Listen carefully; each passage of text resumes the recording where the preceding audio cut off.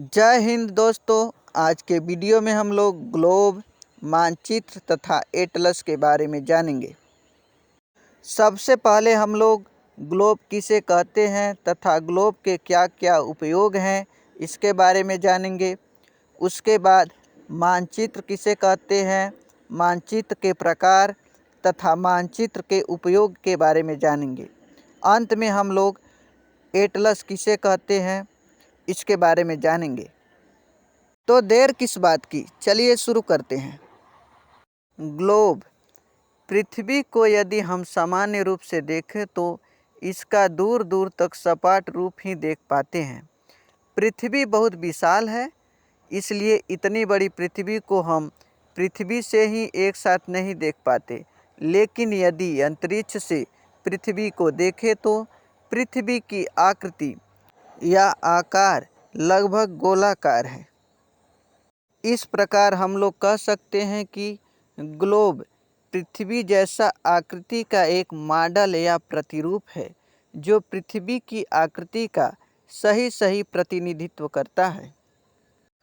Globe का उपयोग। Globe को ध्यान से देखने पर हम निम्नलिखित बातें जान सकते हैं।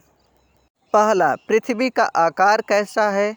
दूसरा, पृथ्वी का अपने अक्ष से झुकाव कितना है। तीसरा, पृथ्वी ध्रुवों पर थोड़ी चपटी है। चौथा, पृथ्वी अपने धुरी पर किस प्रकार घूमती है। पाँचवा, पृथ्वी पर महाद्वीप, महासागर, द्वीप, प्रमुख पर्वत, देशों इत्यादि की स्थिति भी जान सकते हैं। चलिए अब हम लोग मानचित्र के बारे में जानते हैं।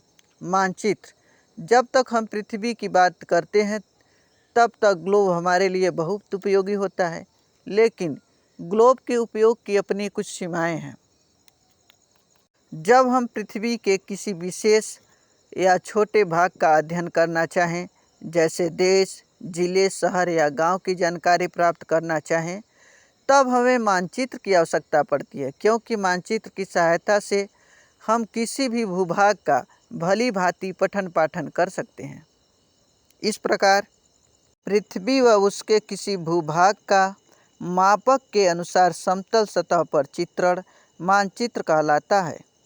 आपने संसार का मानचित्र देखा होगा, इसी तरह संसार के विभिन्न छोटे छोटे भागों के मानचित्र भी होते हैं। किसी गांव या शहर के एक छोटे हिस्से का भी मानचित्र होता है। जैसे आप अपने गांव के मानचित्र को पटवारी या लेखपाल के पास देख सकते हैं। चलिए अब हम लोग मानचित्र के कुछ महत्वपूर्ण प्रकार के बारे में जान लेते हैं। पहला, भौतिक मानचित्र। दूसरा, राजनैतिक मानचित्र। तीसरा, थीमेटिक मानचित्र। भौतिक मानचित्र, फिजिकल मैप, पृथ्वी की प्राकृतिक आकृतियों जैसे पर्वतों, पठारों, मैदानों, नदियों, महासागरों इत्यादि को दर्शाने वाले मानचित्र को भौतिक या उच्चावच मानचित्र कहते हैं। जैसे विश्व का भौतिक मानचित्र, भारत का भौतिक मानचित्र, उत्तर प्रदेश का भौतिक मानचित्र आदि। दूसरा, राजनीतिक मानचित्र या पॉलिटिकल मैप, राज्यों, नगरों, शहरों तथा गांवों और विश्व के विभिन्न देशों व राज्यों तथा उनकी सीमाओं को दर्शाने वाले मानचित्र को राजनैतिक मानचित्र कहा जाता है। जैसे विश्व का राजनैतिक मानचित्र, भारत का राजनैतिक मानचित्र, उत्तर प्रदेश का राजनैतिक मानचित्र आदि। तीसरा, थीमेटिक मानचित्र या थीमेटिक मैप, कुछ मानचित्र विशेष जानकारियां प्रदान करते हैं।